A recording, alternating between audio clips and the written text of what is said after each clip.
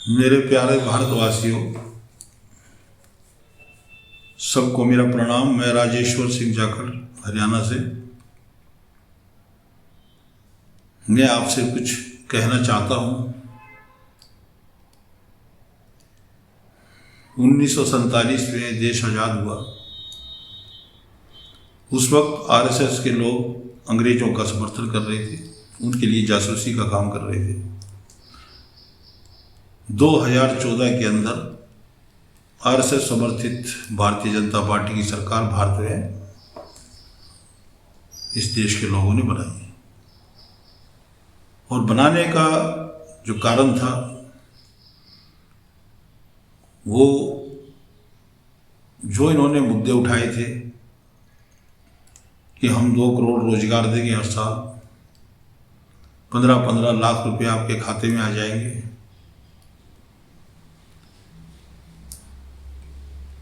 Smart city बना देंगे, भ्रष्टाचार मिटा देंगे, आतंकवाद को खत्म कर देंगे। इस तरह के बहुत सारे वायदे, किसानों की आय दुगनी कर देंगे, मतलब भारत को एक समृद्ध राष्ट्र, विकासशील देश बना देंगे, एक विकसित देश बना देंगे।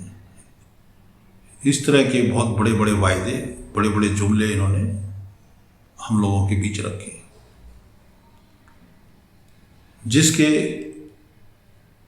प्रभाव से हम लोग इनके चालों के शिकार हो गए। 2019 में 5 साल इनको हुए थे, तो लोगों ने सोचा इनको 5 साल और दे दो, शायद 5 साल में वायदे पूरे नहीं हो पाए तो और 5 साल दे दो।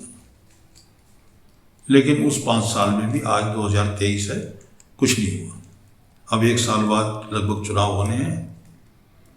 अब स्थिति ये है कि भारत के हर नागरिक को पुनः आकलन करने की जरूरत है कि क्या जो हमने किया पहले, पूर्व में जो किया, क्या वो सही किया, और उस आकलन को मद्देनजर रखते हुए अगले चुनाव में हमें क्या करना है उसके बारे में सोचना होगा। क्योंकि सरकार ने विपक्ष को शुरू से कमजोर करते गए, ये लोग क्षेत्रीय पार्टियों को कमजोर करते गए, तो इनको ऐसा लगता है कि हम विपक्ष जब नहीं होगा तो हम पूरे सत्ता में आ जाएंगे। लेकिन अब ये लड़ाई सरकार और जनता के बीच है, विपक्ष के बीच नहीं है। अब विपक्ष में जनता और सत्ता में भाजपा और इस देश की जनता के बीच की ये लड़ाई है। अगला चुनाव, लोकसभा का चुनाव, भारत की जनता और भारतीय जनता पार्टी के बीच में होगा, या भारतीय जनता पार्टी भी ना हो, मोदी के बीच में होगा। क्योंकि भारतीय जनता पार्टी तो कुछ है नहीं, वो 2 लोगों की पार्टी है। तो 2 लोगों की, उन 2 लोगों से पूरे देश के 140 करोड़ लोगों का मुकाबला है। इन 9 सालों के अंदर इस सरकार ने हमें क्या दिया है? जो वायदे किए थे वो तो कुछ हुए नहीं, लेकिन दिया क्या है? ये जैसे ही सत्ता में आए थे, इन्होंने आते ही सबसे पहले जाट आरक्षण जो केंद्र के अंदर था वो खत्म किया। उसके तुरंत बाद ये भूमि अधिग्रहण बिल लेके आए कि जितने हाईवेज हैं और जितने रेलवे लाइन्स हैं, इनके दोनों तरफ 50-50 किलोमीटर तक सरकार जमीन एक्वायर कर लेगी। उसका जबरदस्त विरोध हुआ और वो इनको बैकफुट पे आना पड़ा, वो इन्होंने वापस लिया। उसके बाद इन्होंने कोई काम करने की बजाय एक ट्रोल आर्मी खड़ी कर दी,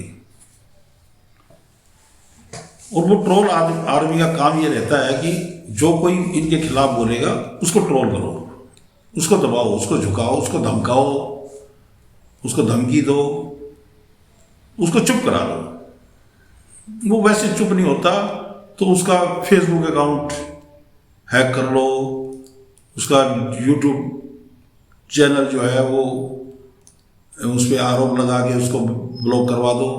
इस तरह की हरकतें ये लोग करते रहे। मेरा एक साल पहले मेरा फेसबुक अकाउंट इन्होंने हैक कर दिया, वो आज तक चालू नहीं है।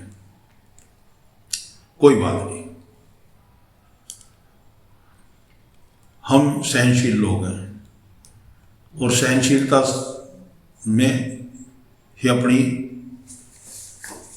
हिम्मत को बनाए रखते हैं। ये भारतवासियों का, ये भारत के लोगों का के अंदर एक प्रतिभा है। 1947 के अंदर हमारे पूर्वजों ने लड़ाई लड़ी। मैं उन परिवारों का आह्वान करता हूँ, उस वक्त जो स्वतंत्रता सेनानी परिवारों का, जिनके परिवारों ने उस टाइम शहादतें दी, जो आज़ादी के आंदोलन में शरीक थे।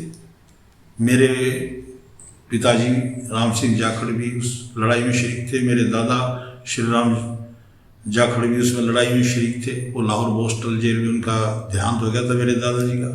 मेरे पिताजी कई बार जेल गए और 1930 से लेकर 1947 तक मूवमेंट के अंदर रहे। ऐसे बहुत सारे परिवार हैं। अब हमें ज़रूरत है कि पुनः इस नई लड़ाई के अंदर हमें ये दूसरी आज़ादी की लड़ाई जो 2024 में लड़ी जाएगी, इसके अंदर हमें अपना योगदान देना है और बिल्कुल निडरता से देना है। उसके लिए चाहे हमें ये कितना ही परेशान करें, कितना ही दबाने की कोशिश करें, लेकिन हम मुखर होकर, उतना ही मुखर होकर इनसे लड़ाई लड़ेंगे। यात्राएं दें, जो ये करना चाहे करें। तो मैं कह रहा था कि इन्होंने किया क्या है। ये सिलसिला चलता रहा और इन्होंने धीरे धीरे किसान को कमज़ोर करने की कोशिश की। पहले तो किसानों के यूरिया के रेट बढ़ा दिए, उनकी दवाइयों के रेट बढ़ा दिए, ट्रैक्टर के रेट बढ़ा दिए, उनके औजारों के रेट बढ़ा दिए, उन पे GST भी लगा दी, तो उसको कमज़ोर कर दिया। उसकी आमदनी कम हो गई और इन्होंने किसान की आमदनी दुगनी करने की बात की थी और वो भी 2022 तक, वो 2022 भी चला गया, आमदनी दुगनी नहीं हुई, आमदनी उल्टा घट गई। जब लागत बढ़ती है और समर्थन मूल्य नहीं बढ़ता, उस हिसाब से तो आमदनी कम होती जाती है। दूसरा, इन्होंने शिक्षा के ऊपर कटाक्ष किया, शिक्षा को कमज़ोर किया, स्कूल बंद किए, सरकारी स्कूल बंद किए, इन्होंने पढ़ाई को महंगी किया और सभी शिक्षण संस्थानों में जो वाइस चांसलर जो बिठाए वो इन्होंने RSS के बंदे बिठाए। वो धीरे धीरे हमारी यूनिवर्सिटीज को, महाविद्यालयों को कमज़ोर कर रही हैं। उसके बाद ये लॉकडाउन आ गया। लॉकडाउन, अब ये प्रायोजित लॉकडाउन था या क्या था, ये आप अच्छे से समझते हैं। लॉकडाउन के अंदर मजदूरों का क्या हाल हुआ। मजदूर पैदल 1200 किलोमीटर पैदल गए। इनकी ट्रेनें जा रही है गोरखपुर के लिए, पहुँच जा रही है वो चेन्नई। इस तरह की शिकायतें मिली। इन्होंने बसों को बंद कर दिया, चलने से मना कर दिया, लोग पैदल ही गए। कितनी शहादतें हुई उनके, ऐसे इनके पास कोई आंकड़े नहीं है कि कितने लोग उसमें मरे। तो लोगों को परेशान करने के लिए इन्होंने हर संभव कदम उठाया और बड़ी सहनशीलता से भारत के लोगों ने उसको बर्दाश्त किया। उसी लॉकडाउन के मध्य में ये लेबर बिल ले आए और उनको लागू कर दिया। ठीक उसी वक्त ये आपके जो है 3 कृषि कानून, काले कानून लेके आ गए, जिसका विरोध पंजाब के लोगों ने अपनी छतों पर चढ़ के किया था। लेकिन वो लॉकडाउन का समय था, वो कहीं प्रचारित नहीं हुआ। तो मैं सिख भाइयों का, जो हमारे बड़े भाई हैं, उनकी दूरदृष्टि को प्रणाम करता हूं कि उन्होंने 3 कृषि कानूनों को सबसे पहले समझा। क्योंकि पंजाब के लोग जानते थे कि 1907 में भी यही कानून आए थे और सरदार अजीत सिंह ने सड़कों के ऊपर आंदोलन लड़ा था। वो तो अंग्रेज थे, वो 6 या 7 महीने में बैकफुट पे आ गए थे, लेकिन ये काले अंग्रेज हैं, ये उन अंग्रेजों के ही एजेंट हैं। 1 साल से भी ज़्यादा समय तक किसान सड़कों पर रहा, लेकिन इस सरकार ने पूरी कोशिश की उनको आतंकवादी घोषित करने की, उनको खालिस्तानी घोषित करने की, उनको देशद्रोही घोषित करने की, जबकि किसान जो है भारत के अंदर एक बड़ा तबका है। 70% किसान इस देश के अंदर है, तो भी इन लोगों ने उनको बदनाम करने में कोई और कसर नहीं छोड़ी और अंततः वो लड़ाई जीत गए। और बड़ी बेहयाई से प्रधानमंत्री ने कहा कि मेरी तपस्या में कोई कमी रह गई। उसकी तपस्या के पीछे ये साफ झलकता था कि मेरे षड्यंत्र में कोई कमी रह गई, जो मैं तुम्हें झुका नहीं पाया। किसानों की उस कड़ी मेहनत और कड़ी लगन के पीछे और सहनशीलता के पीछे जो हमारे सिख भाइयों ने जो योगदान दिया, जब वो वहाँ से चल के आए, नवंबर 26 तारीख थी शायद नवंबर, जब वो पंजाब से चले, तब तक हरियाणा के लोग डरे हुए थे। ये मैं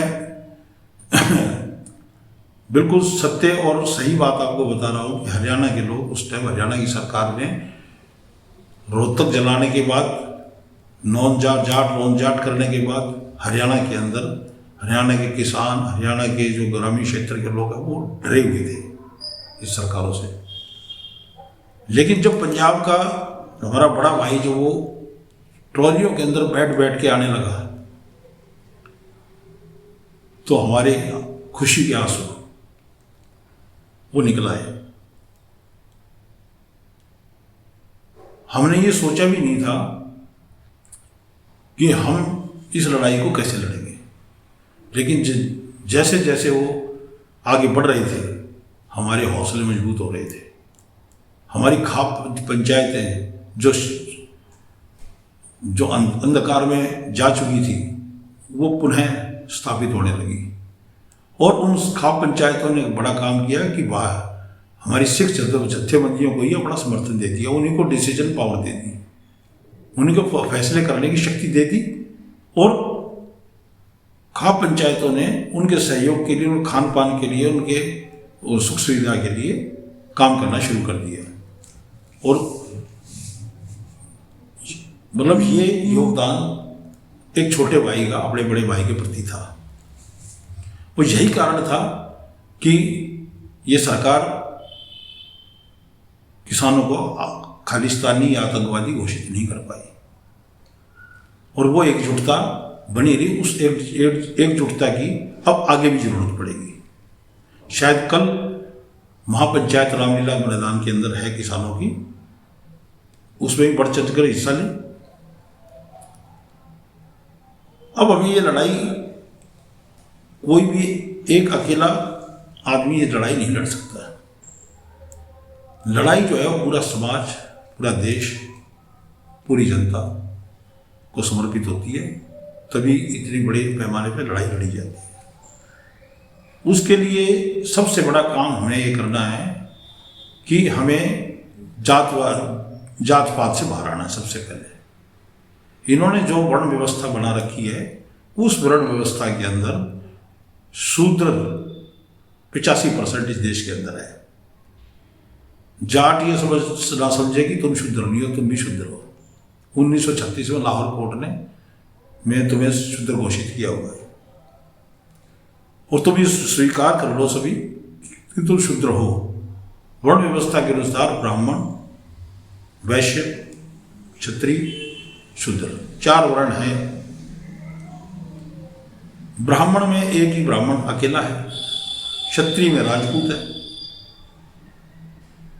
वैश्य में बनिया है, बाकी सब के सब शूद्र है।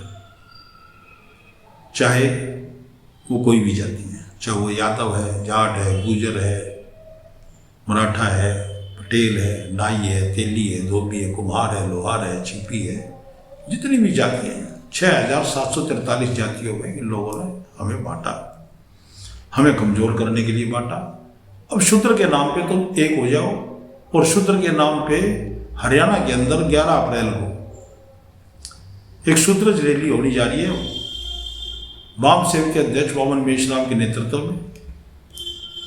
अपनी सारी भेदभाव, अपनी सारी लड़ाइयों को भूल करके, जातिवाद से ऊपर उठ के सब के सब उस शूद्र क्रांति को समर्थन दें। ये एक बड़ा संदेश जाएगा। 85% लोगों की सत्ता इस देश में होनी चाहिए या 15% की होनी चाहिए। आज 15% जो लोग हैं प्रशासनिक सेवाओं में उनका एकाधिकार है, चाहे वो न्यायपालिका हो, चाहे वो कार्यपालिका हो, चाहे वो सरकारी नौकरियां हो, हर जगह उनका कब्जा है, चाहे वो शिक्षण संस्थान हो, हर जगह उनका कब्जा है। तो उस सब काम के लिए एक बार हमें शूद्र के प्लेटफॉर्म पे इकट्ठा होना होगा। उससे हम 85% की एक बड़ी ताकत खड़ी हो जाएगी। जब 85% लोग एक तरफ हैं और वो कोई पार्टी बना करके वो एक भी चुनाव लड़ेंगे तो उस चुनाव में सत्ता उनके हाथ में होगी। अब सत्ता पे कोई भी बैठे, जाट बैठे, गुजर बैठे, नाई बैठे, धोबी तेली, कोई भी बैठे, लेकिन शूद्र बैठे, जब सत्ता तुम लोगों के हाथ में होगी तो निर्णय भी हमारे लोग लेंगे। और इन सब को हम लोग कमजोर करने के लिए इनके पास एक हथियार है, वो हथियार है हिंदू मुस्लिम का। हम शूद्र के नाम पे इकट्ठे होंगे तो उसमें दूसरे धर्म भी हमारे साथ होंगे, क्योंकि वो भी ओबीसी में आते हैं, कहीं एससी में आते हैं, कहीं एसटी में आते हैं, तो वो भी इनके लिए तो वो शूद्र ही है ना। दूसरे धर्म के भी जब इन्होंने हिंदुओं में ही शूद्र बना रखे हैं तो दूसरे धर्म वाले भी इनके तो वो तो पहले शूद्र है इनके लिए, तो वो भी हमारे साथ ही है। तो ये तो 15% एक तरफ बच जाते हैं। तो ये एक बड़ा काम हम लोगों को मिलकर करना है, क्योंकि कोई भी लड़ाई योजनाबद्ध तरीके से लड़ी जानी चाहिए। आज जिस प्रकार से विपक्ष को सीबीआई के डर से, ईडी के डर से दबाया जा रहा है, भाई भ्रष्टाचार तो इस देश में हर आदमी कर रहा है। एक आदमी किसी को रिश्वत दे रहा है वो भी कर रहा है भ्रष्टाचार। तो भ्रष्टाचार तो ऑथेंटिक हो चुका है। ये तो किसी को भी अंदर कर देंगे भ्रष्टाचार का आरोप लगा के, हर आदमी को कर सकते हैं। हर चीज ने थोड़ा बहुत कर रखा है उसको तो पहले कर देंगे।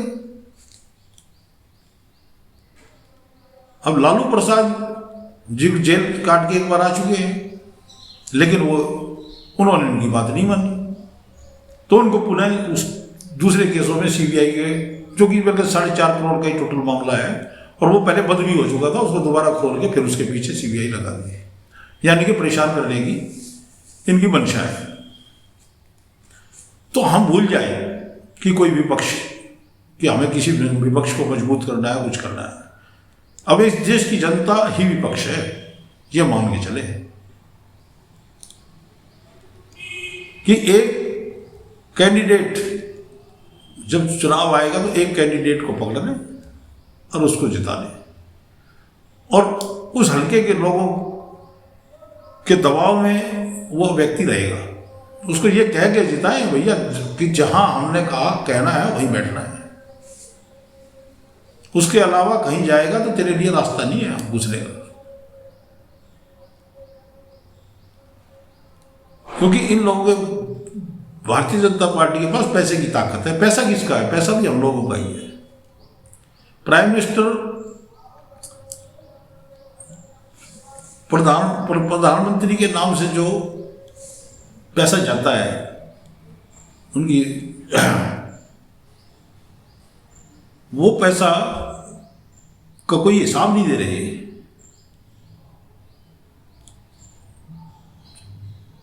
उस पैसे का इन्होंने क्या किया ये कोर्ट में भी जवाब नहीं दे रहे।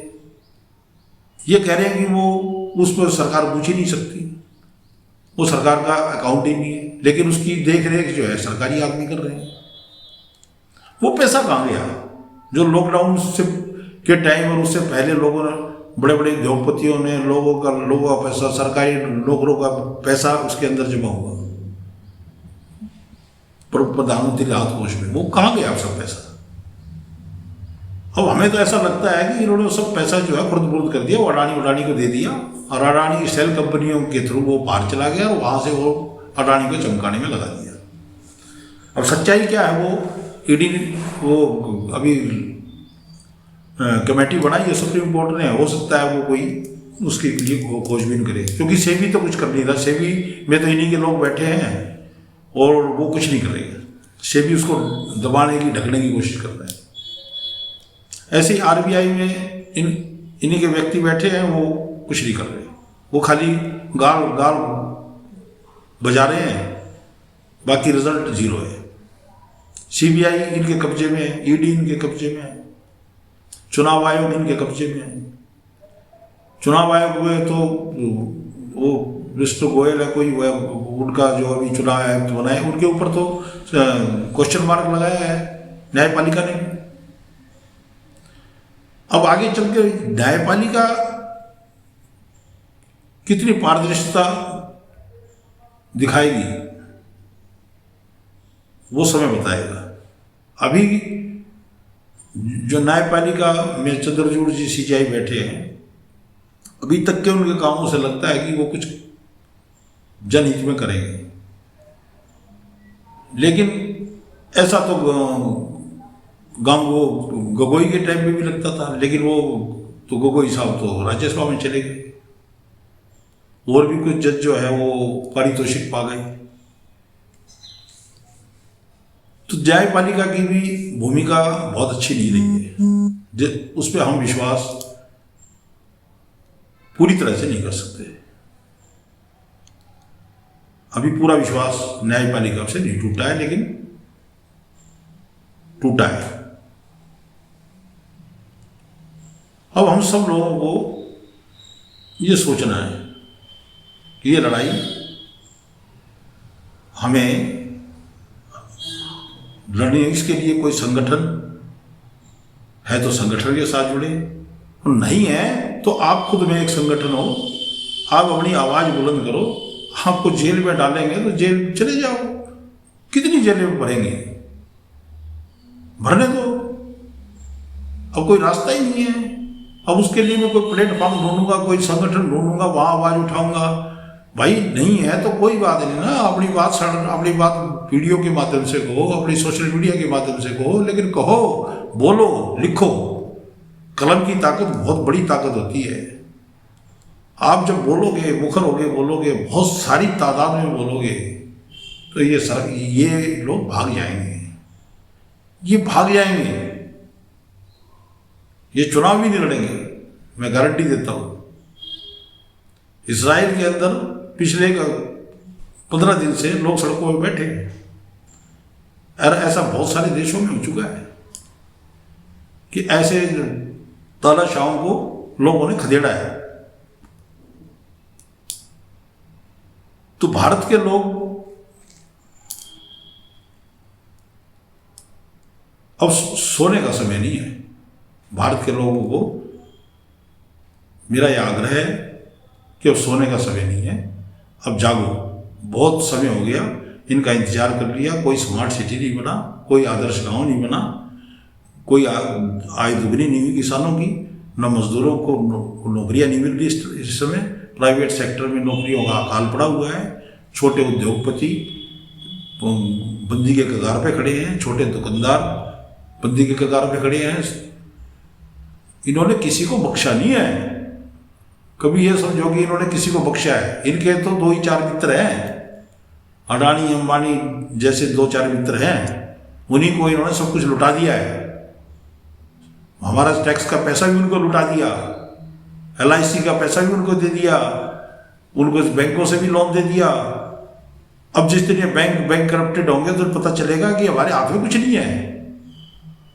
अगर आपका बैंक में 50 लाख रुपए जमा तो आपको 5 लाख रुपए मिलेगा, और वो मिलेगा नहीं मिलेगा कोई गारंटी नहीं है। तो सचेत हो जाओ, वो ये किसी दिन भी घोषणा हो जाए कि भैया बैंकों के पास कुछ नहीं है। अब LIC में तुम्हारी जो पॉलिसी थी उसका पैसा देने के लिए LIC के पास पैसा नहीं है। ये कभी भी घोषणाएं हो सकती हैं, कोई बड़ी बात नहीं है। क्यों आरोप लग रहे हैं जिस प्रधानमंत्री के बाद ऊपर, वो एक बार भी सामने नहीं आता कि अडानी से उनके जो रिश्ते हैं वो क्या रिश्ते हैं, वो बताए तो सही। लेकिन वो एक बार भी सामने नहीं आए और उन्होंने अपनी बात नहीं रखी। हाँ, वो संसद के अंदर मवालियों की तरह जो छाती पीट के ये बोल रहे थे कि मैं एक अकेला सब पे भारी। जब एक अकेला सब पे भारी था तो आज राजनाथ सिंह को क्यों बोलना पड़ रहा है कि राहुल गांधी माफी मांगे? आप खुद सामने आके क्यों नहीं बोला? आप बड़े मंत्रियों से बयान दिलवा रहे हो, जिन मंत्रियों को कोई पावर ही नहीं है काम करने की, वो खाली बयानवीर बन गए सब। वो बयान देने के लिए तो सामने आ जाते हैं। तो कुल मिला के बात यह है कि देश का लोकतंत्र खतरे में है, और उस देश के लोकतंत्र जो बाबा साहब भीमराव अम्बेडकर जी ने बनाया था, उसकी रक्षा भारत का जन जन करेगा। ये हमारा दायित्व है कि हम अपने लोकतंत्र को बचाएं, और इन लोगों को समय आने पे ठोस जवाब हम देंगे। इन्हीं शब्दों के साथ मैं अपनी वाणी को विराम देता हूं। आप लोगों ने सुना, बहुत बहुत धन्यवाद। जय भारत, नमस्कार।